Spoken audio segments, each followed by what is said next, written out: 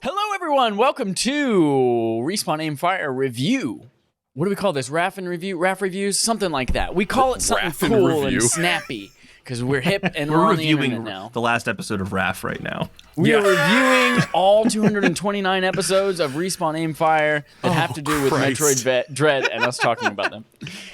We're going to do live reactions. We're going to watch them all. We're going to marathon them. Just watch all of them in a row. Oh, no. You're going to be able to rent out an AMC Theaters big theater, and you can watch all 229 episodes on the big screen back to back in anticipation of episode 230.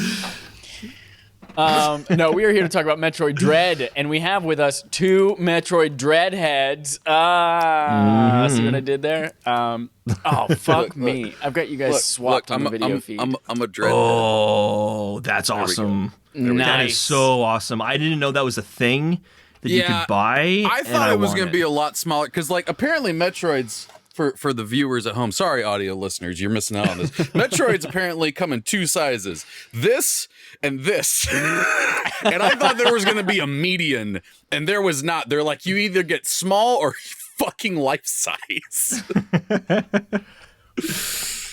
So that's me. I'm a Dreadhead. Hey, whoever you were just talking who's a Dreadhead, introduce yourself a little bit while I swap that's right. your Audio videos. listeners don't know who I am. Yeah. Hey, I'm Trevor Bettis. I'm a host of way too many podcasts. Also the community manager of Idle Champions of the Forgotten Realms, and a bunch of other stuff that I can't think of right now. I do a lot. Fine. You have episode 100 coming up of Difficulty Class before it revamps its format. We do. Yeah, the show that I started because I was on this show is ending. Oh my god, that'll be one of our first episodes we review. Your very first episode. Please review me in my car with terrible audio talking about Dungeons and Dragons. Please review that. You do have a new season of The Same Mister coming out, right? Yes, From the Same Mister actually started today while we're recording this, so October 22nd for everyone else that is listening to this in the far-flung future. Yeah, we got third season From the Same Mister that just started up, where me and my half-siblings talk about being donor conceived, and there's a lot of interesting, wild stuff that happened this year. Wonderful, wonderful. Holden, in case someone has just joined Respawn Aimfire in the last 2 months, who the hell are you? Who the hell are you? Yeah, I am Holden DePardo. I used to be here on RAF as a regular. Now I am an avid listener and fanboy of both you, Chad Michael Ennis, and Adam Gumby. So I'm very excited to be back here. I'm also on the Networked podcast, which is an Apple podcast. And other than that, that's what I do now. That's it.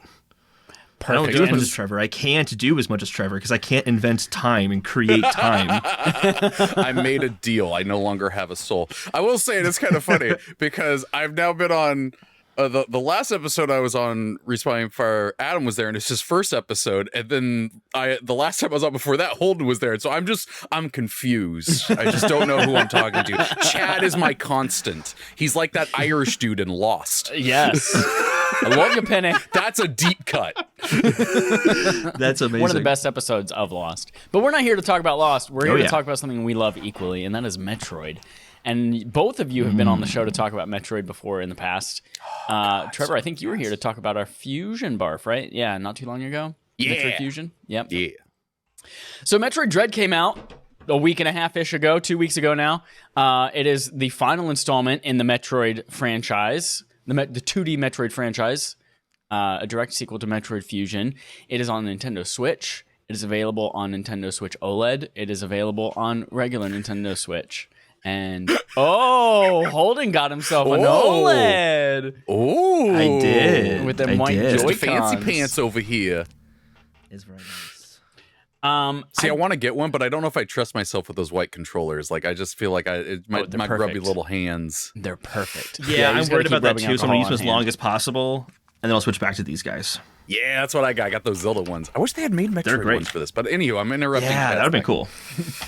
I don't really have a format that I wanted to use on this one other than to say, like, hey, we'll go over some general impressions here that are spoiler-free, and then we will make a very clear cut. We're like, we're going to talk spoilers now, and we're going to talk about the rest of it.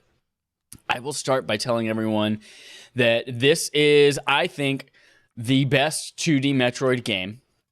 And that I think it is only the best 2D Metroid games because it takes all the best parts of everything that came before it and makes one giant thing. It's kind of like you don't necessarily, like all the other ones were practicing to be this one, and you don't necessarily have to play the other ones because you get everything you need from Metroid in this game. That's my like short, sweet, to the point review of Metroid Dread. There are some things that are still frustrating about it to me, but we'll get into that later. Trevor, tell me about your experience with Metroid Dread. One, I am so glad to hear you say it because literally that's what I was going to say when I came on. Like, this is my favorite 2D Metroid that has existed. I have played all of them, and this is the one that like everything about this is just chef's kiss. There are a few things that have problems, but all of the Metroid games have small little things like, oh, I wish we'd gotten this power up a little bit earlier. Oh, this boss fight really sucked. Oh, the pacing of this was off. So they all do have their problems here and there, but every game does. But this one just nailed almost everything I wanted. And the more I played it, the more I just kept saying, this is exactly what I wanted out of this game. 16 years of waiting for this damn game, hearing the name Metroid Dread, perfectly what I would have wanted. And now you can throw the Heart of the Ocean off the rails and go die. That's right. Just me at the back of a boat, clutching my Nintendo Switch. Celine Dion behind me, belting out some great tunes. And I just hold it over and drop it. And she walks up, she hands me an OLED. I go, "Thank you, Celine Dion."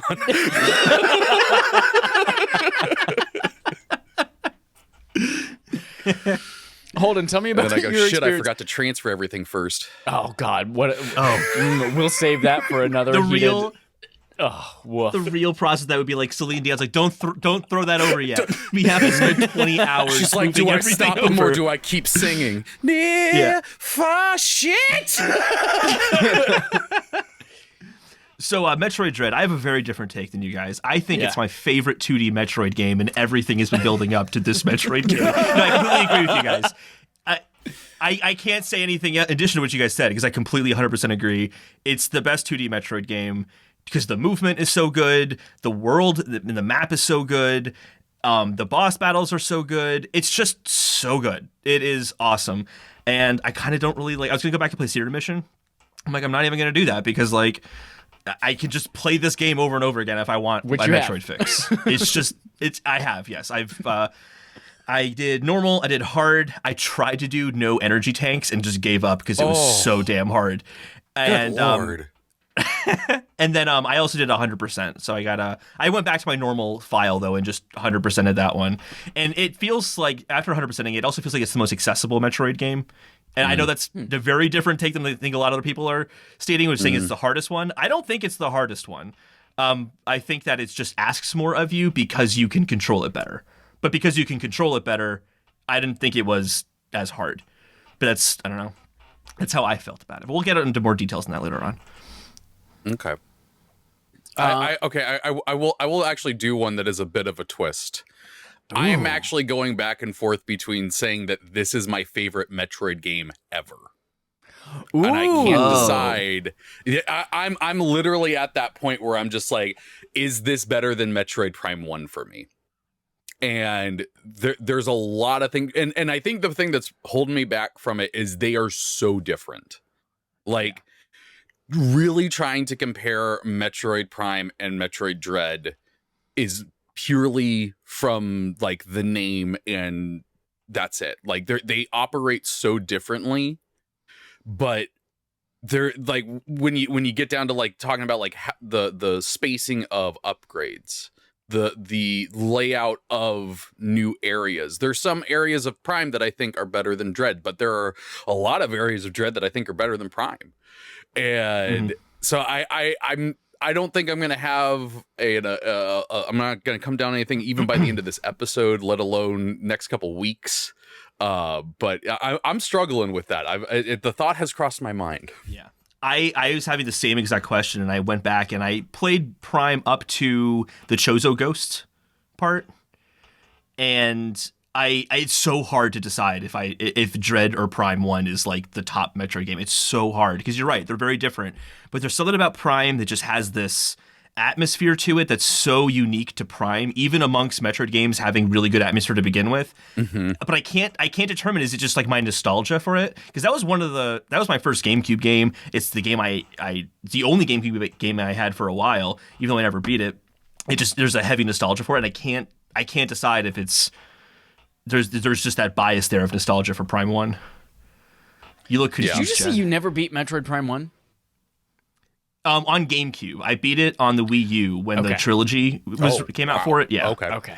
It was so hard. I was not really good at games when I was younger. Oh, no, that's really fair. bad. Yeah. But I totally get you about the nostalgia thing because Prime was my first Metroid. And like that's the one that totally just sent me off the rails in love with this franchise. And so to like finally get a game that I'm like, shit, is this better than it? That's wild to me. I never thought I would hit that because those rose-colored glasses were thick. They were 2C's thick glasses. I highly recommend going back and playing it right though because it holds up so well. I've got a GameCube sitting out in my living room right now that I'm planning on hooking up to my giant TV and playing again. When there's like an explosion next to you and you see Samus's face reflect in the visor, it's like that was in 2002 and it still looks really good. It's just, and this isn't a Prime podcast. But still the fact that it's even a thought to me that this game might be better than Metroid Prime 1 blows my mind. Yeah. Let's talk a little bit about some of. I watched for just full disclosure for the viewers and listeners. I have not physically finished the game myself. I did watch the final cutscene before doing this because I wanted to do this review, and mainly I'm there for the story, and I'm happy. So let's keep going. Be good. Let's talk a little bit while we're still in the spoiler-free mode. Let's talk a little bit about just kind of what's new in the game. There's a lot of tried and true Metroid tropes, which are to be expected in the franchise, as they've been in the last 4 games. You should expect them by the 5th one. But there are a lot of really new things. There's the new like 2.5D perspective in a lot of parts. There's the introduction of the Emmys, beautiful new cutscenes and all that kind of stuff. Like, tell me about how do you think that was welcome in the franchise, or do you think like it was like weird to see that transition to almost like touching on Metroid Other M or Metroid Prime territory in parts? Hold on, why don't you go first? I went first last time. In terms of like the Emmys work really, really well. I really, really felt that sense of dread on especially my first run, where I see what you did there. That sense of what did dread. I do there? Oh yeah. Now I lost my train of thought. So like I was afraid of them. I was really afraid of them. And some of the later ones are unbelievably hard. Like there's the one that can see through walls and then shoot things through walls to stop you, and you can't move. It literally like freaked me out when I go in those rooms. You hear that. What is it? There's like this little like chime sound or something like that when you walk in. Yeah. It freaks you out. Everything's all it's gray really terrifying. too. And I would just keep my eyes locked into the mini-map to see if there's a red dot coming up anywhere. And like, that was so much better than I thought that the Emmys were going to be. You know what I liked about real quick on that. Yeah, go for it. The Emmys were actually what concerned me most about this game going into it, because Zero Mission, when you go do the after part one, when you go to the ship, it's very much that style where it's like, oh, the pirates, you don't have your power suit, that you can't fuck with them, they will insta kill you, you have to be quiet, and then they're gonna chase you. And I hated that part. That was the only part of Zero Mission that I hated, and so I was dreading that part of it because I was worried that it was going to be something like that. But I cannot believe how well this, like, it's not even a mechanic, how well this like section of the game works, because they are small areas. Like, you only have to be in there a little bit, but you don't want to go in, but you got to force yourself to go in there, which is like, to me, the perfect point of a horror game is you don't want to push that stick forward, but you force yourself to. That's where the horror of a video game comes in. And the fact that a Metroid game captured that, oh my God, love it. And to build on that too, sometimes you don't know where to go in those Emmy rooms. So you're kind of having to explore and figure out where to go next, while also worrying about, if I go in that direction, I think the Emmy is over there and I could be totally fucked. And it's just... It mostly really just great, comes down solid to moments. Just running, and like if there's an obstacle, I just gotta in the moment figure out how to come over, and then hope that at the other side of this screen is where I need to end up being. Because I'm not gonna take my time and pay attention and explore this room right now because there's a fucking Emmy on my ass. I don't know about y'all, but I talked a lot of trash to those things while I was hiding. Like I just watch it walk by and be like, "That's right, fucking get your robot ass out of here, you bastard." Sometimes when they find you, it felt a little unfair, but it was so rare when it happened. Like I would go into the invisibility cloak thing, whatever it is. I put Harry Potter's magic robe on, and then I would I would go to the ceiling with the what is it, the spider magnet, and just hang out there, and it would walk below me and then jump up right where I am. I'm like, what are the odds of that happening? But it didn't happen often enough that it like ruined the experience. Yeah. That's like the only like nitpicky thing I can really say about the Emmy encounters. Because even the countering them. I didn't quite get that either. Like, what was the pattern? Sometimes it would walk up to me, scan me, and then walk away if I was invisible, and then sometimes it would just like fucking barrel right into my vagina, and I didn't know which one. It reminded me a lot of the titular alien in Alien Isolation, because that AI was really cool and whatnot, but sometimes it would just, for whatever reason, just break. And like I remember playing Alien Isolation, I'm like, all right, I'm hiding in this room, I'm under a table, it does not know I'm here, and I watched it on the little monitor. I'm like, all right, it's going down the hallway, and now it's coming back down the hallway. All right, you're gonna go through. Nope, you turned around again. Okay, cool. So you're gonna go through. Nope. All right, we're coming back another time. And like, there's been a few times with the Emmys where I'm just like, leave. You have business else. I'm trying to Obi-Wan Kenobi. These are not the Samus you were looking for. Yeah, meanwhile, you're like in your invisibility cloak, you've gone through your Aeon meter, and you're just eating into your health. And you're like, no, don't go any lower. Don't go any lower. I can't handle it. Yeah. I think my favorite part of the Emmys was that I was worried going into it that it was going to be like Mr. X from Resident Evil 2. And where it's just like, no, I will never have any like rest. I will always be anxious. But I love the fact that it was isolated to specific sections of the map. So you knew. I love that they changed the doors so that you always knew. Yep. And you could tell if I'm in an area and it's like desaturated and has this gray fuzz on it, like there's an enemy somewhere nearby.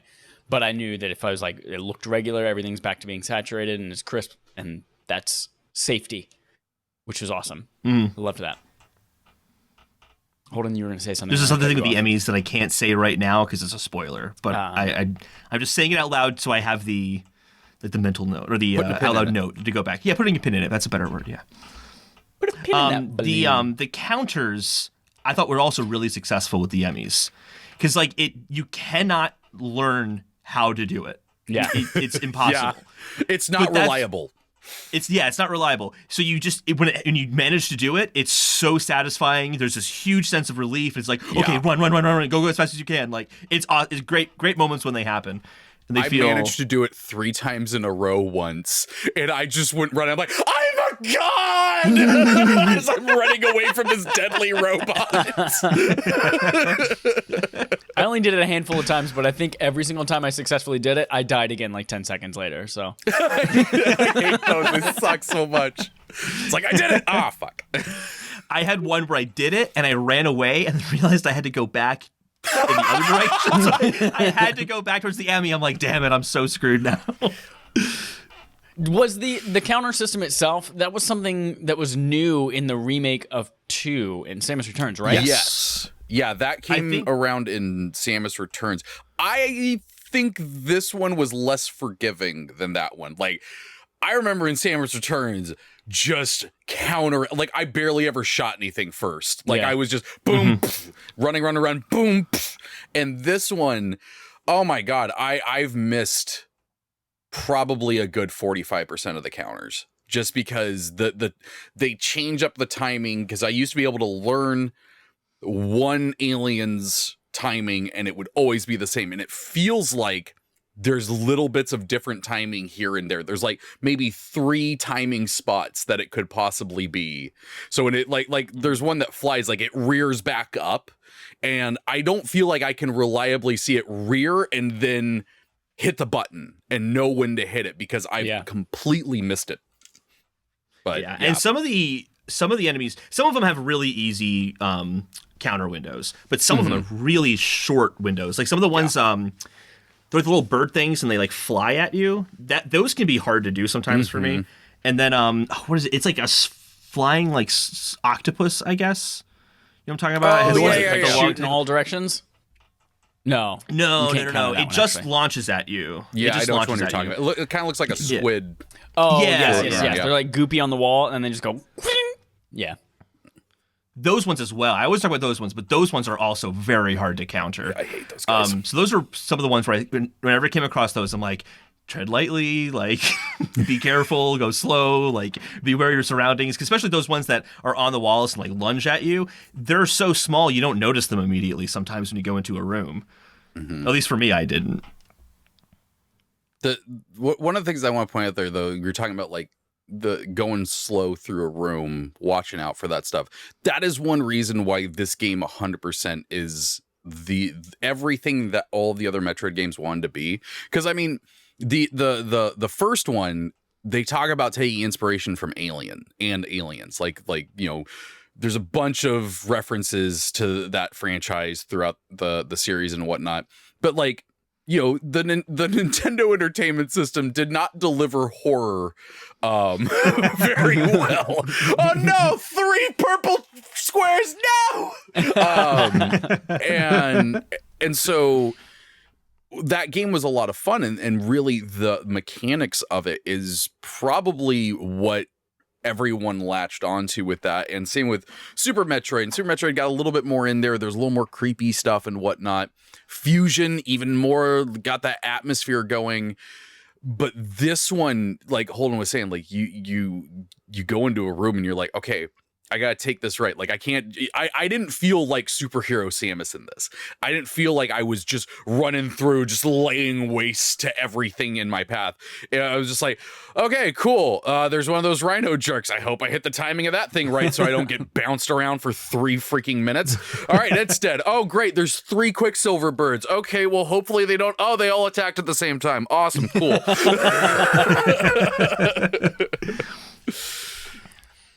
Yeah, that's what made the 99 health, no energy tanks so hard. Because just running through, you would just die almost immediately sometimes. Yeah. It was very tough. And I don't feel like they I don't think they gave those energy tanks out enough. I could have used some more energy tanks. I was so grateful I got the final boss. Amiibos right off the bat. Instant energy tank, instant 10 missiles. Yep. Felt like cheating. You put that amiibo on, it's just like, here's a whole energy tank and missile tank. I'm like, I feel bad. I feel dirty. I paid $20 to get some in-game stuff. This feels weird. Is that why so I got all the energy tanks, and it seemed like there was one missing slot, but that's probably why, because the amiibo. Oh. Yeah. I don't like that. I still got 100% of the game, so I don't feel like cheated out of it. But like it says 100% on the main screen, so like I don't feel cheated out of it. But I was wondering, like, why did they not space that properly? But that makes sense now. I forgot about that. Yeah. And the bosses too, by the way. You need energy tanks to fight some of these bosses. Yeah. Especially in hard mode. Some of the bosses will take out 4 energy tanks with one hit on hard. It's brutal. It's absolutely brutal. Dreadful. The boss fights, like I'm obviously gonna be spoiler free on this for people who haven't got it or finished it, but the boss fights, I will say, is probably the weaker part of the game, but at the same time, one of the cooler parts of the game. So cool. Because the problem with them is they don't teach you anything. You just kind of have to mash and hope you did the right thing at the right time. Like there was a boss fight that I saw a video of that I'd already beaten, and they're like, "Hey, you can do this," and I went, "You can? Nothing alerted me that I could do that. Oh, okay, cool. And so when you get it, it's cool. And there are some amazing quick time events that happen in there. I'm a little disappointed that they are so quick time event-y. Especially in a few of them where it was just like, oh, there's the prompt. Oh, I'm dead.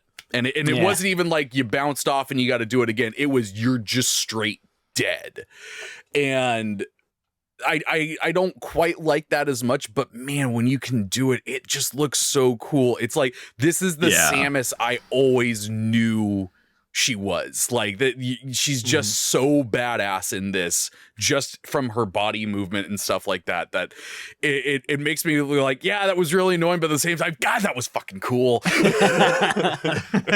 There's one in particular, I'm not going to say what it is, but there's one in particular, like midway through the game, where it's optional. You don't even, like, you don't have to do that quick time event, but I stumbled upon it, and it was like the most badass moment of the entire game. It was so fucking cool. Well, that's what I'm talking about, is that on. the quick time events, they essentially shorten the fights and like by half. Like, you think it's like, oh, there was a quick time event, oh, I missed it, oh, whatever, I'm just gonna keep shooting missiles. But like, literally, there was a boss fight that I did that I died having 4 missiles left out of 100. I nailed the quick time event twice, and I ended the boss fight with 89 missiles.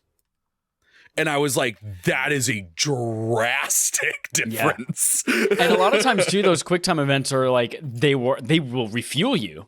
Like, you'll get missiles. But there were times where if I missed them, then I was just like completely empty and I'm just shooting my regular ass beam at things. But whenever I do hit them, I was like, oh, now I finally. Worst. It's so terrible. When you run out of missiles on a boss and you're just like, I'll hit him with the charge beam, and they go, that's cute. There's also, if you're sequence breaking, which I haven't done any, but I've seen videos of this. If you sequence break and go to bosses with items you shouldn't have, there are sometimes different quick time events if you can use that item. Yeah. So there's one boss where you don't have the morph ball yet, but when you go with them with the morph ball, you can attack them in a different way. And it's like an instant kill to the boss. So I'm really excited to see. Wild. Yeah, I'm really, really excited to see what the speedrunning community does, how fast someone can go through this game, because it seems like there's actually a lot of flexibility in what you can do, even if it doesn't seem like that as you're playing it. Do you have anything else about boss? Because that gave me a good jumping off point to another thing. Anything boss related, I have to say now is spoiler. So it's not boss related.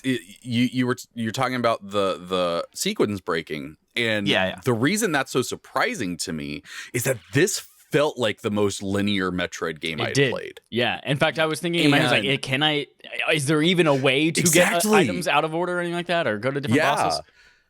And like, I feel like, if you had gone back like 4 months, and I mean, 4 months to the episode where Holden and I had just found out Dread existed and we're on the show going, ah! If you had gone back to that stage, Trevor, and told me that it was the most linear of the Metroid games, that would have freaked me out. Because this is literally half of the namesake of a Metroidvania. and anything linear is very looked down upon with those type of games. But it was one of those again where I'm like, this worked. The parts that became linear, it was just them going, listen, you're just gonna dick around in this area and not find anything for like 3 hours. Just we're just gonna close this off with some rocks for right now. You'll get to it later. Just get to that teleporter. Yeah. So what I found is there's definitely moments like that where they lock you out and like, no, you have to find a way out of here that's not going backwards.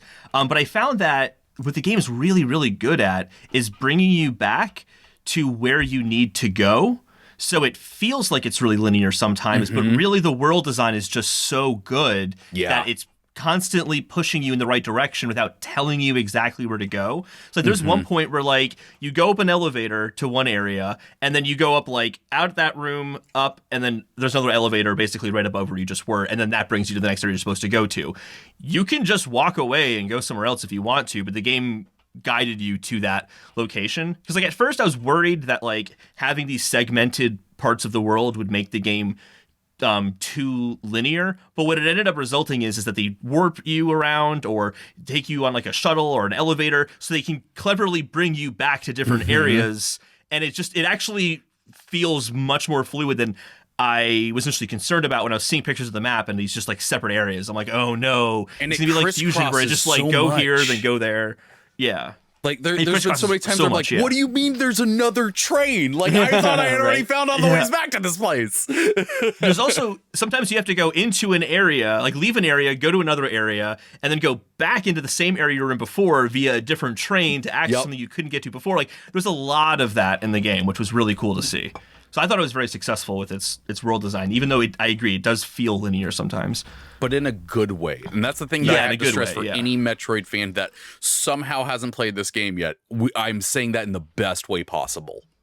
You know what else I loved about the map, too? I love that it was like, if you look at the whole map, it's not in a symmetrical, fills up the whole screen kind of thing. It's just like random pockets in different size areas all over it. So when you look like, okay, I've got 3 areas unlocked, there's probably a 4th one on the left, and then you find out, oh no, there's a tiny little 5th one up there too. Oh, and then there's another one over here. It's like, how many areas are there? And it's like, it just keeps you guessing is like how much more of this game there is, which is, I think was really great.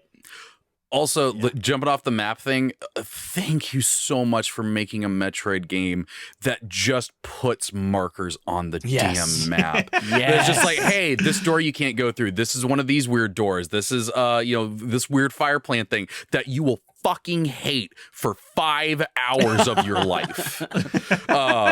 And I just love the fact that they mark them for you, because it used to be like, I remember with some Metroid games where I would have to like have a little door, but it's like, all right, there's a missile door up here, even though it doesn't fucking tell you. Yeah. You know what I feel feel like Super Metroid. Sorry, go Holden. You get Jed. In like a Super Metroid, like you'll look around and be like, okay, like I need to find out what doors I haven't gone into. So let me go, oh, I haven't gone through that one yet. And you'll travel all the way across the whole map. You'll get there and be like, fuck, it needs a power bomb. I don't have that yet. And like that never happens in this game. And that was nice. The map is rock solid, I think. Yeah. And the world design. Yeah, hands down. And map, I kind of realized too how important maps are to the Metroid experience, because I was kind of thinking, like, this map's kind of confusing in some ways. Like, if you don't look at the map ever, navigating around is actually very hard because there's so much in the world. And at first I'm like, man, like, the map's design seems very confusing. Then I realized, actually, that's really good for a Metroid game, because even when I'm playing this game again, I'm still having to go to the map and interact and discover and find out. And I'm like, this actually is probably the most replayable Metroid game because of that. And the map certainly helps. You saying that Metroid having a confusing map is a good thing. The physical manifestation of Metroid Prime somewhere just went, I told you! I win! That's amazing. I think those map updates... And really the whole game. I think the whole game and all of the quality of life things, all the pieces, they took the countering system and made it really great. They took the map and identified things for you. I kind of equate this game in my brain to the Resident Evil 2 remake of the Metroid franchise, where it's like... It takes something like a formula you love, an established thing that you love, and it just takes all the best parts that they've developed over 2 decades of games and really just went back and made the same thing again, but so much better. And every piece of it is just like that's the best comparison I think you could make. 100%, yeah. Yeah. No, you guys want to talk spoilers? And there's Mr. X in it too, so it's even more than one reason. Before we get to spoilers, the last thing I want to say before anybody hops out that doesn't want the spoilers, this game is so good. It will be a travesty if this is the last 2D Metroid we ever get. Oh, yeah. This team, like, I understand that they're like, this is the last one in the Metroid series and stuff like that. Cool. Start a new saga. Do, like, either reboot it, keep this going, like, do what Halo did, or like, this is the Reclaimer trilogy now, or something like that. It would literally be a travesty if this team does not get to make another Metroid game. I was even saying that after Samus Returns, because I know a lot of people had problems with it. I loved it, but this game is so damn good. They deserve as many Metroid games as they want to make. That's 100%. If Mercury Steam turns into a 2D Metroid studio, that would be the greatest news ever. Oh, yeah. Crank them out like every 3 or 4 years. Oh, my God. Just Let it happen. Please. I'll take my money. I'll hand you my wallet. I'll give you my PIN number. Do whatever you want. All right, we are officially going into spoiler mode. We are changing the graphic on the screen to indicate there are spoilers. We are changing our tone of voice. We're only going to speak an octave deeper than we were previously to let you know there are spoilers. Can you believe Krang was Samus's mom the whole time? Or Krang. I said the wrong name, but yeah. God, though, can we get a Samus amiibo, like Metroid Super Hyper Beam Samus amiibo, please, dear God. Literally, I am fresh off of seeing this. I watched this 52 minutes ago. Holy shit, that was one of the coolest fucking things I've ever seen. When Adam's just like, you are a Metroid now, I'm like, oh my God. And running through that thing, That was awesome. Trevor, you said earlier, like, you don't feel like a superhero. It's like, you do fucking at the end of this game, you feel like a fucking superhero. With that hyper beam, I didn't want to get into that, but yeah, the fucking watching you run through there, it's like, let me open a door. Come in! It's like just fucking shooting this goddamn spirit bomb at the fucking door. Especially the part where the giant like worm thing is coming after you and you first use that beam against him. Mm-hmm. Oh man, that was so cool. That was that's just the ending portion of this game, I think, is my favorite ending to a Metroid and they game. didn't disappoint. They put that clock, they put the countdown on there. Yeah. You have to have it.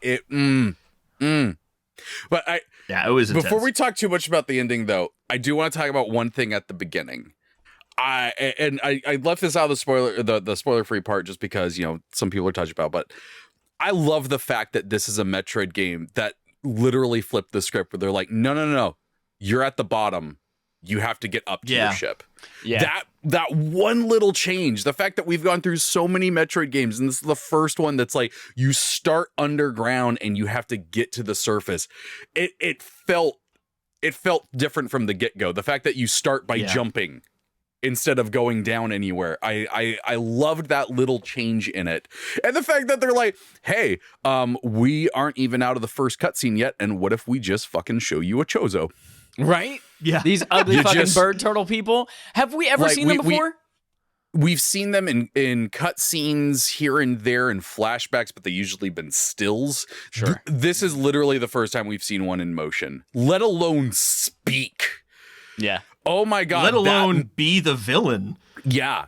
And the fact that they had all of that in there, we got to see, you know, because we've seen Chozo Ruins. I mean, like, you spend like the first 4 hours of Metroid Prime in Chozo Ruins. I mean, like, that's kind of the whole thing, is that you're going through these ancient things and whatnot. And really, like, once again, this game being the culmination of all of the Metroids before it, and including the Prime series, those are stone and a little bit of technology here and there. And it looks like it's almost running on steam power in some places. But these are not ruins. This is a full functioning Chozo facility, and it looks so cool. Yeah. Just the pillars, the architecture, the statues, the giant fucking door that you go through in some of the areas. It's so cool. The Chozo statues themselves you get the items from are also the coolest they've ever looked. They look so amazing. Glad they brought those back. Yeah. You know one thing that's been really interesting with the two statues. They're so good looking. It's so cool. So cool looking. The things that I was so glad they addressed in this one was like, through all these Metroid games, I've been like, oh man, how fortunate it is that all of these environments were designed to take advantage of Samus's exact abilities that she's finding everywhere. And now we get to the very end, it's like, oh yeah, the reason she's picking up shit from these little Chozo statues is because she was designed and created by the Chozo. I see, so, like, but I'm over here just like, oh, you sweet summer child. I've known that for so long. I've only played like half the games, but that's fine. That was a good little interesting reveal for me. You know what else I thought about? But to your point though, this one illustrates that better. Because we've only known that shit from a 92 manga and instruction manuals. Like, nowhere in any of the games they're like, oh, by the way, you can roll into a ball. That's why we put that hole there. Yeah. One of my favorite things about Nintendo games and story is just like, one, how little it matters most of the time, or two, like they inject just the basics, like all you need to know. And one of my favorite interactions was when you run into like I don't know, Grandmother Willow Chozo. I don't remember its name, but the one that like helps you and shit like that. And at the very end comes something in like robes. Mr. Priest, Catholic priest robes. Anyway, you walk into that room for the very first time, having never seen a Chozo other than the one that just like destroyed your ass. You walk into the room, this person's never seen you, and they don't say hi or welcome, Samus. We've been waiting. They literally just go, "You have been brought here. This person is trying to suck your blood," and it's just like, man, you just jump right into that. You know, no exposition. It's just like straight injection of all of the story shit. Just like, just say hi. It felt like Nintendo had told them a time cap. Like, you get this amount of time for cutscenes in this game. Yeah. And they were like, we're not wasting a fucking second of it. We're like, it was, go ahead. It was really, that cutscene's so efficient in a gameplay sense too, where that Emmy's coming after you. It's going through the walls to break through you, which is introduction to that Emmy and the mechanics for that Emmy. And then they do the whole freeze and the freeze them, so you know, okay, I can trust this guy. And like that, like, is all conveyed very efficiently in very short amount of time. That was like a moment like, this is like well done. This is like really like thoughtful and considered in so many ways. It was very surprising. That cutscene, I think, will go down as my favorite Metroid cutscene of all time, because not only was there a fucking Chozo there, it was talking in a Chozo language, giving you this sweeping backstory and whatnot. And I was just like, this is so fucking cool. And then Samus responds to him in Chozo, and I lost it. Like, I'm out in my living room, my cat's sleeping on my lap. I'm like, oh my God. And she's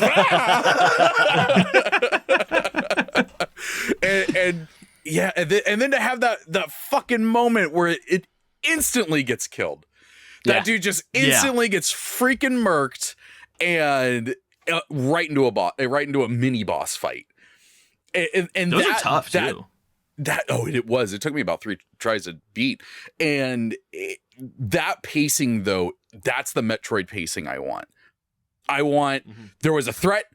Okay, it's okay.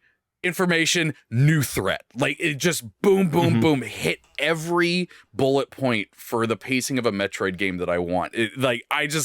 Even when I died that first time, I was like, I don't care. I'm going to watch that cutscene again. I'm going to enjoy every minute of that cutscene. It's also a good turning point in the story, too. Like, I don't have to be afraid of the Emmys. Now, this is the Emmy thing I didn't want to say, but like, you're not afraid of the Emmys anymore. And there's that part where you go back into an Emmy area after that, and you see the frozen Emmy in the background. Yeah. And it was like, oh, no, this is not going to be permanent. Like, I know this is not going to be permanent. And then when you go back to that area and the Emmy's gone, I'm like, shit. Like, this is going to be really, really bad. That was a cool moment. And then also the Chozo warriors start coming after you after that point, too. Oh, Jesus. The only time I ever almost quit this game and like legit gave up was the first time you fight 2 of them at once. And I was just like, shit, I haven't gotten to that point. Fuck that noise. I'm fucking done. And there were so many times I was playing handheld mode, and there were so many times where I would die, and I would literally just like bring my Switch as close as I could to my face and just scream at it and just go, ah! Okay, that's actually something that like I really wish I talked about in the spoiler-free section. The frickin' Gamepad Pro is made for this game. Like, Gamepad Pro, what is that? Or the Pro Controller. The Pro Controller? What's it called? Pro Controller, yeah, there we go. The Pro Controller is so freaking good for this game that I've played the majority of it on my TV. And my Switch, I thought about getting a Switch Lite because I'm like, I don't play this shit in the fucking dock. Like, I just sit here and play it on my couch. I prefer this game on the TV with a Pro Controller. It's just so much better and so much more responsive. And now that I know I have to fight 2 of those fuckers at the same time, god damn it. Storm missiles are super helpful against those guys. Good to know. Makes it you know so what's much easier. even better? When you get it, the spin attack. And just fucking jump into them over like 5 times in a row. Just jump, boom, jump, boom, jump, boom, dead. Jump, I didn't even think to do that. You reminded me of a gripe that I wanted to talk about. Ooh, tell me your gripes. There's part of me that that really likes the fact that they kind of split up powers, where they're like, okay, we're gonna take the wave beam and we're gonna take the fact that you can hit stuff beyond a wall and separate that out. It's not as much as the wave beam, but then later on you'll get a sort of wave beam that doesn't go through everything. So they kind of like messed with some of the abilities, and I kind of like that. But then we get the spin boost, the worst Metroid upgrade that has ever existed ever. The fact that they're like, you get a double jump, sort of, at a certain time, not underwater. Like, it's like literally, it's like you got an upgrade and it ran the like medical information for a pill on TV. It was like, see your doctor before using spin boost. It was just like a whole list of stipulations. And I'm like, just let me fucking double jump. Like, come on, stop dicking me around with this. And then I feel like once you get that too, they immediately send you to a water area where you can't really use and it. you just have to go laterally and just jump laterally, and that's it. Well, worst of all, there was an area, because they're like, you can only do it at a certain time. And so the next area you have to get to, there's a thing hanging down between a jump, and you have to know to jump, spin, hit the thing, fall down, and then spin boost up around it. And I had to look up a video because I'm like, where the fuck am I supposed to go? I can't get this boost thing to work anywhere. I hate that upgrade. I gotta rant about that for a second. It's the worst upgrade in any Metroid game. Overall, with the power-ups, there's really not that much new in this. They very much use the same power-ups, but they use them in really good ways. Like, I like how the grapple beam, how you can actually use it to open up doors now. Oh, it's that was a really cool. It's or so for cool. some it's of the enemies too. actually grab them. I I've love never the tried fact that there were. Yeah, the ones that hang up top and move back and forth that shoot the fire down. Yeah. When they're not shooting fire, there's a little glowing blue point on it, and if you hit it with the grapple beam, you can yank them off of there. I love that, because like in Metroid Prime, what was the grapple beam for? There's a big gap. I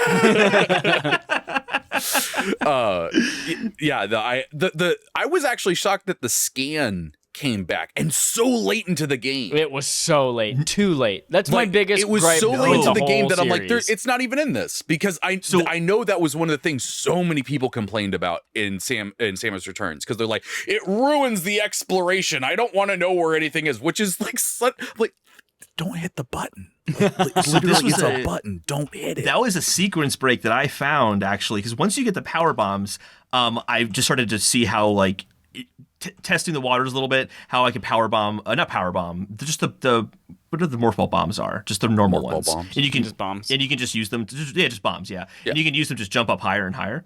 And I used that to kind of see where I could go on the map. And I actually got the scanner like really, really early. Like, really? That's how once you get the bombs, you can get that. But you have to go through this like back end way. There's a teleporter that you get access to that transports you to that. I can't remember the name of that part of the map. It's like I don't remember the name of a single area in this game. It's always just like Falangbada and Barga. That's how I found that area in the map. It's like I finangled my way. I found this teleporter, and it brought me somewhere completely new. And I'm like, that was a really cool moment of discovery. I love that, though. Because, like, I literally told my wife today, I'm so glad that this is a Metroid game that doesn't force me to learn how to do a bomb jump. Because that was the point that I almost broke a GameCube controller, was when they're like, you got to bomb jump somewhere. And I'm like, fuck that. And so now that I know that if you know how to bomb jump, you can get other places earlier. Oh, that's so damn cool. I love that. The same idea with wall jumping. Easier in this game than it's ever been. That's true. Like, wall jumping was something that you didn't need to do at all in this game, although you had to in previous games. Like, but you could get things much easier if you knew that wall jumping was a thing. Yeah, I do love wall jumping. It's just like I would just do it. Like, I'm just running around like a Naruto kid, just like. And it's much better than Super Metroid's wall jumping. That is for damn sure. Oh God, yeah. That's 100% true. But the next thing I wanted to bring up, I love the fact that, like, they brought it up in the beginning. Oh, the X parasite. That was the whole thing about fusion, and she was a immune to it and whatever. And the fact that they kept it quiet this whole time, didn't show it in a single trailer, that the X Parasite shows up halfway through it. Yeah. I lost my shit because I love Fusion. Fusion's one of my favorite Metroid games. I loved the X Parasite. I thought that was a brilliant idea. And to have that in this 2.5D Metroid, have them flying around and, you kill one and you're like, get over here. Don't turn into an Affable. God damn it. I loved it. It was so damn cool. And the way they're introduced is perfect. You go to this little facility, you explore it, and then you realize you unleashed them everywhere. There's that cutscene moment where you see all of them floating out the big door. That was awesome. That was so cool. I really wish it just zoomed in on Samus's face. She just goes, Someone needs to... Oh, I just thought someone needs to do the San Andreas "Here We Go Again." Yeah, it would fit perfectly with that cutscene too, with her walking towards the door and all of them flying out. Ah, shit! Here we go again. Yeah, someone needs to do that. That'd be great. But Let's talk about bosses. Oh, yeah, that's what I was just gonna say. Let's talk about bosses. Exactly what I was gonna say. I want to talk about bosses. Cool. One of my favorite little things about the final boss is in the first phase, don't shoot him. Yeah, you shouldn't shoot him. I thought that was a really cool little thing, because at first I'm shooting him and he's changing colors. I'm thinking, oh, I'm doing something, but you're just charging up this like massive attack that he does. So if you don't shoot him, except for the counters, like that's the way to do it. That was cool, because it's like do the opposite of what you think you would normally want to do in the situation. Mm-hmm. That was a cool little moment in a boss fight. Yeah, I liked that moment. But at the same time, though, like that's kind of the thing that I'm a little irritated about with it is I understand the history of this game. Obviously, I've played a bunch of them and whatnot, but at the same time, it would have been nice to have something teach you something about it. Like have a mini boss before a few of them that teaches you one aspect of the fight or something like that. The fact that they're like. I will say this, and this is something that may, irritate some people. I think Krang is one of the most irritating bosses in any game ever. And I was like, yeah, it's cool that he's back, but I really don't look forward to jumping on those fucking stomach spines and jumping up to his head. And it was literally the same fucking thing again. But then it turns out, oh, but if you get up here, if you jump up him and grab onto this thing and you counter his arm attack, twice he's dead. Yeah, like that was the one that I was talking about, where I'm just like, I went from almost running out of missiles to having more than enough to defeat him. And then it turns out if you have you turn into a morph ball when you're at the bottom, you drop a bomb down there, it actually opens up a panel that you do another bomb and you shoot through a pipe and then into his stomach and blow him up. What? Yeah, that's the sequence break boss was saying you can beat him like almost immediately once you get that. Yeah. That's awesome. That part's cool. I like the secret ways of beating them, but it shouldn't be a secret to beat them in general. Yeah. Because like, oh, go ahead. Good. No, I interrupted you. You're fine. The fact that like, so let's talk about Krang specifically for this one. So you start up top. That one is pretty easily understood. Because it's the same old thing when he's flicking the claws at you. Which, by the way, can we talk about how many claws this motherfucker can just instantly grow? And all of them look old, just instantly old. Just for the record, so you don't get a lot of internet hate. His name is Kraid. A Kraid. I don't know why I keep saying Krang. Fucking because Ninja Turtles, man. That's how much I don't like him. This boss fight has never been good for me. Every time I've just gone, God damn it. So Kraid, sorry. He's flicking the things at you. You shoot the missiles at him like you've done in all the Metroid games. Then he rears his head back up and he's shooting the stuff. You can run around, shoot the stuff, and then move when he's hitting doing the fireball. Okay, understandable, easily done. Then once you've hit a certain point, cutscene knocks you down. And this is again where I'm like, I know it. It's gonna end up at this little nasty man's feet, and he's gonna be shooting these belly spikes at me like he always fucking does because he's got nothing new. But the thing is, the new thing, he shoots out this purple sludge, and then sometimes it creates an AoE effect, and then sometimes it bounces around. And it's like, okay, I'm gonna shoot these things, but don't. And then when he shoots the spikes out, there's a certain point where like, hey, you got to dodge them, but then this time you got to jump on top of them. You jump on top of them, you can do the original thing of getting up there. But when you're up there, if you don't do a certain thing, then he won't do the triggering attack. And then if you don't understand that process, you just die. You go back to the beginning. But I will say, point to the game, it's just outside the door. It may be like 2 doors back. It's not you're your not last at the save point. station. Thank God. Thank you for doing that. But it was irritating enough that I had to redo that first segment that and I know that's a thing in a lot of games. You got to redo the first segment. But this one, it ended up feeling, like, especially with Crate, it ended up feeling more just going through the motions. Like the first part you get down, you're like, okay, I'm just doing a puzzle game at this point to get to the next sequence in the fight. And but then when you do that cutscene and you're swinging on the hook and you're shooting his fucking face full of missiles and stuff, it feels so cool that I wish the rest of the boss fight felt that cool.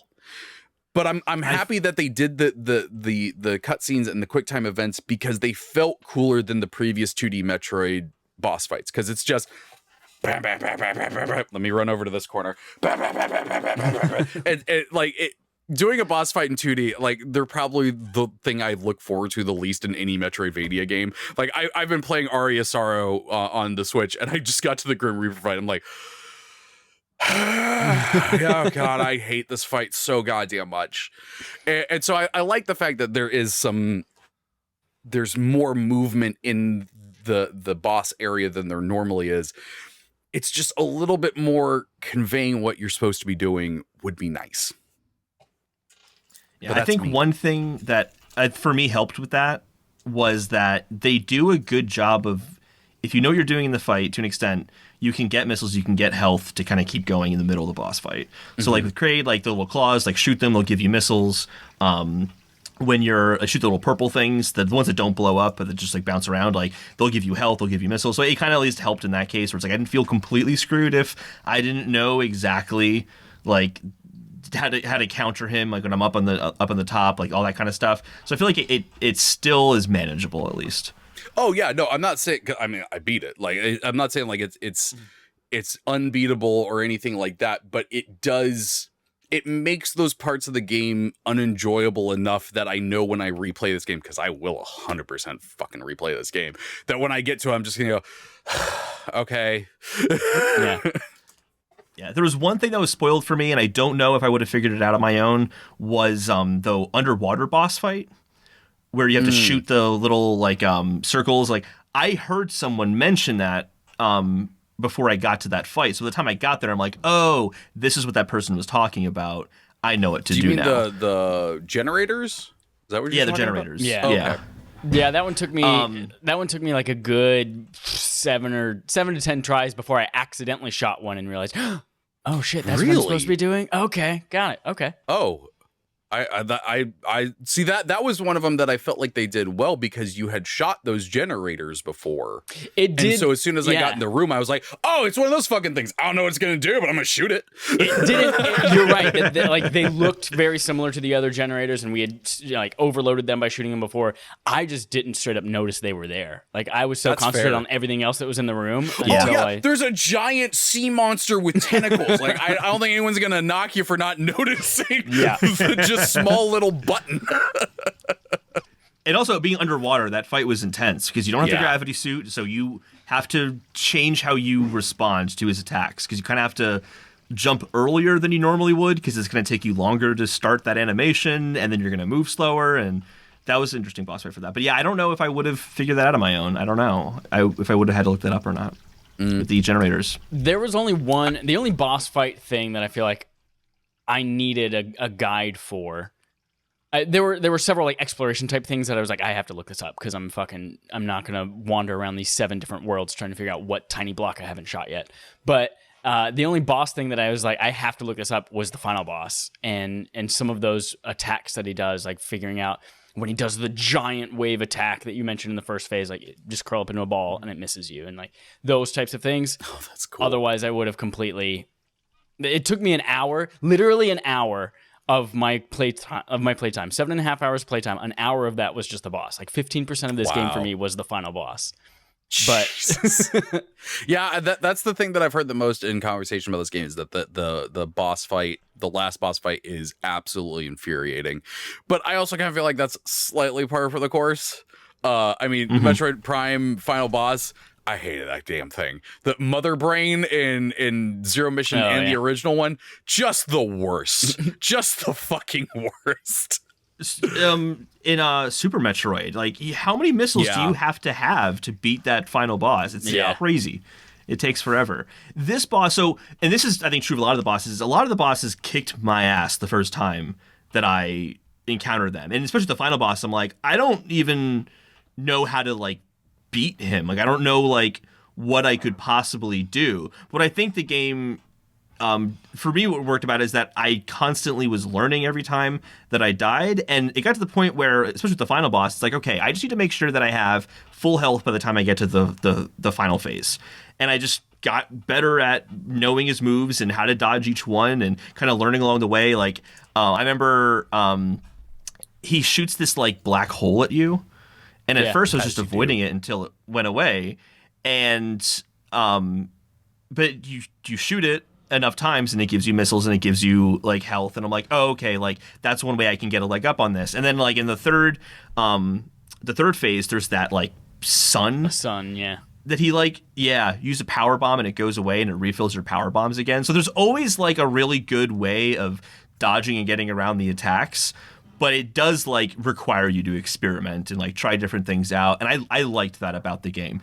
I think that's what's going to make it fun to go back and play it again is, okay, like what did I miss that I didn't know about before? Like Chad was mentioning with the mini bosses, the chosen mini bosses, just use the spin attack like against them, and like that works. It's like, okay, like what else can I do and try out and experiment with here? Because like when the hardest part of the final boss for me was when he had the sun and he also had the red laser he would shoot at you at the same exact time, and that just I didn't know how to dodge it. I had no idea, and it's like, oh, I just need to get rid of the sun, and then I can just jump up high, and then when he shoots, drop, and then I'll be fine. And like just experimenting, playing around, I really liked the bosses for that reason. I thought it was really good about that. But it is tough. I feel like it was almost trying to be like Dark Souls bosses in that way. But in Dark Souls bosses, I can go into the room and basically watch their attacks, like just kind of stay back, strafe, watch it. And because this is a 2D game, and especially some of these boss fight rooms, you can't just watch. You just watch, you get just hit repeatedly, and then you're dead. So that, I think that's my problem a little bit, is there wasn't a chance for me to go in and just learn the moves, because just everything's getting thrown at you. I found the telegraphing of the animations were easier to pick up on than they have been in past. Oh, compared to other ones, yeah. And even in some Souls games, like some Souls games, I still don't know like what the tells are. I just dodge anytime. I just dodge. Whereas like this, especially with the Chozos, that he has like the shield, and like he'll charge at you, and then he turns into like the monster versions on the walls. Like that, I got to a point where like I can fight those things and not even get hit once, because they telegraph their moves very, very clearly. But some of the bosses, it's tougher. Yeah. So the thing I do want to talk about here, since we're talking about the last boss fight, did that motherfucker turn into a Kraid at the end there when he got the X parasite? He looks like he was Kraid with the face split open, and then his little beaky face in there. Was Kraid a freaking Chozo? Like, what the hell was going on? I was watching this cutscene. I'm like, this is cool as shit, but what is happening there? Metroid 6. We'll find out. Dun, dun, But dun. seriously, like, oh my god, if we could get another Metroid game with the freaking Metroid suit. It's a Metroid suit. You are a Metroid. It's just, it's so cool. Well, so explain to me how this works. So, from my understanding, from Metroid Fusion, the reason that you can absorb X parasites is because you have Metroid DNA. And the Metroid DNA just kind of like basically eats it. And Yes. so why then at the very end of the game, when you were like roided out, almost full Metroid, does the X parasite like take away? Not a fucking clue. That was I did not understand that, but I'm like, I don't care. Let's freaking go. But no, that is a good point. Like I kind of felt like it was all three things suddenly working together. It was Samus, Metroids, and the X parasite all just working together and just being this ultimate freaking being. Because like there's definitely something up with the X parasite with fusion with the other Samus. Like there was definitely some form of understanding there. Like the freaking Samus clone sacrifices itself, and so it seems like there is some sort of understanding now between Samus, the Metroids, and the X parasites, which I absolutely love because they are the two things Samus was told to kill. And now they're what is literally keeping her alive. I just think that's so cool. And this is where I'm really excited about the future of the franchise, because I feel like, is the Galactic Federation going to be an enemy now? Because are they going to go after you because you are a Metroid? Like, so cool. That's really cool. It's, by the way, this didn't feel like an ending to me. This just felt like a turning point in the Metroid story. And that's what I want. That's what I want. Yep. Just let them do more. Yeah. It's great. It's great. It also brings new meaning to the meme, why can't Metroid crawl? Oh my god, you're right! Because she's a damn Metroid now. Because she is a Metroid. She is Metroid. That was also just a cool moment. Like, you have Metroid DNA now, and like the X parasites activated it within you. I'm like, god damn. Yeah. They were not kidding when they said this was like, oh, if you really like Metroid, you like the lore of Metroid, like this is gonna be for you. I'm like, all right, whatever. I'm sure there'll be like one cutscene at the end, but no, like the whole story is just like filled with like awesome stuff. If you know the lore of Metroid, the Adam AI actually being the bad guy the whole time. Yeah. And that was even back. That was almost Metroid a very Fusion, Bioshocky thing. Even as far back as Metroid Fusion, right? I don't think so. I think this was only for the time that she was on this planet. Because the Adam AI is in her ship. I actually really love the little nod to the way Adam talks. The voice is modified to sound like the beginning of Metroid or Super Metroid, which was Adam speaking. I love that little nod to the fact that it's like we're still using the same type of voice from the very beginning of Super Metroid. Also, someone pointed this out at the very beginning when it is actually Adam. He uses like lady towards Samus to refer to her, but he doesn't do that the entire rest of the game. Oh shit, you're right. I thought it was weird that they called out lady that early on. Yeah, but you're right. It never says it again. Ooh, so it's a good tell. Yeah, it's going to what Chad was saying. Like, Nintendo doesn't do story that much, and they don't. But they did the story really damn well in this game. Like, this is without a doubt the best Metroid story. They even pulled off "I'm your father," and I was like, "Let's fucking go! Yeah, hell yeah! That's fucking cool." Also, I still can't believe they did that. Leading up to that is one of the coolest moments of the whole game, maybe of the entire series, or just like little like, oh, that is so subtly badass, is when you get in the pod and shoot up into the sky, and the loading screen is like just her there with like the lightning outside, or like the flashes of light. I'm like, ooh, there's something about this moment that's just those so loading screens. Badass. How do I get those as moving backgrounds to constantly have on all of my devices? I just want to open my phone and it's just Samus on an elevator, lights just slowly go. Oh my god, they're so good. I would kill for that. That would be amazing. Yeah. Like a live wallpaper under like your lock screen or something like that, and just like boom. I need it. Android could do it. You can customize it so well. God damn it.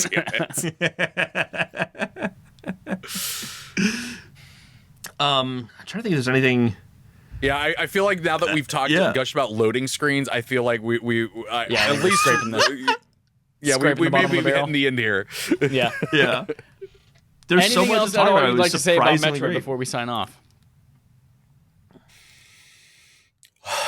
Please make more. That's it. Yeah, Just please. please make Dear more. God. This was the game that I wanted. I'm so happy it's here. I'm gonna play this game. Like anytime I get a hankering for Metroid, it's gonna be this game. I'm just so happy. You know what I really, really, really, really, really want? Zigga zigga ah. Yesterday was the 1,000th day. It has been 1,000 days since Metroid Prime 4 was rebooted. And while I was playing this game, I was like, how fucking badass would it be? We're not going to get it because it's a Nintendo Switch, but how fucking badass would it be if we got a 3D Metroid Prime game with like the visuals and the atmosphere of Returnal? Like, that's the shit that I want to see next. We won't see anything near that good looking for 20 years from Nintendo, but like that's what I want next from the franchise. And also, what a good property for movies and TV and shit like that too. Like, how is it not already being made into something else? Fun fact: when Metroid Prime came out, they did a live-action commercial for it, and it was freaking cool. Oh, I didn't know about that. Yeah, it's super cool. The only Nintendo movie I want is a Metroid movie. Mm-hmm. I think that would be really awesome. That's hilarious. They'll probably get Brie Larson to play Samus. Is probably what they would do. Yes, do it. That is 100% cool with me. I want the story to follow like Metroid Prime story at the first one, where it's like the movie starts off in the space station. There's this like really cool, like, 10, 15, 20 minute like intro of like her going through that, fighting the boss. The whole thing crashes down. And then like, that's just a setup for the story is like her getting off that new planet. I want to go back That would be an amazing movie. I wanted to be her training with the Chozo and then everything going to shit and her getting the Verasuit and having flashbacks to the space pirates murdering her family. Like, I want to go, I want to fucking go on the lore on this. I'm like, let's not mess around. Yeah, I would be down for going to Prime 4, though. I think Prime 4 has a lot to live up to here. Yes. I would not be surprised if Metroid Dread is the best Metroid game on the Switch after Prime 4 comes out. It wouldn't surprise me. I mean, obviously, I want Prime. I'm not worried about Prime at all. And I swear to God, it's going to be a great game. If we don't get the trilogy on Switch, I'm gonna it's done. Hurt it's something. Done. I'm gonna hurt something. Yeah, I would be shocked if they don't. Especially we didn't get any of the 2D games on the Switch. You are somehow Super Metroid, at least the hardest games to play of a Nintendo franchise. We just got the 5th and possibly final one, and they're like, good fucking luck, get a Wii U.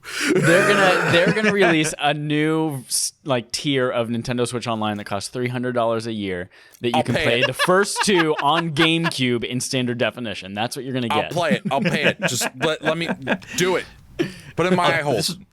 This is gonna happen. They're gonna add Game Boy and Game Boy Advance at some point to like the expansion pass. Hopefully, it's just part of the expansion pass and is not like an additional expansion. Oh, that'd be a mess. Anyway, I wouldn't put it past Nintendo though. Anyway, so they do that, and then we're stuck with the original Metroid, not Zero Mission, because they decide not to bring in Zero Mission for some arbitrary reason. And they will have, like, in the initial lineup, they'll have Metroid 2, Return of Samus, whatever it's called. Oh yeah, and then for we won't have Boy. and then we won't have the Mercury Steam version. So we're gonna have like the 2 crappiest versions of the original games, but at least we'll have Super Metroid. Hopefully they throw in Fusion, but they'll make a point like now we have all 5 Metroid games on Switch. But like it's like, no, please give us Zero Mission and Samus Returns because they're way better than the original versions. It's true. Yeah. Do you think Prime 4 is next year? You got to stop us from talking about Metroid. We will go on for 2 hours, Chad. Yeah. You got to stop us. I'm going to cut it off there.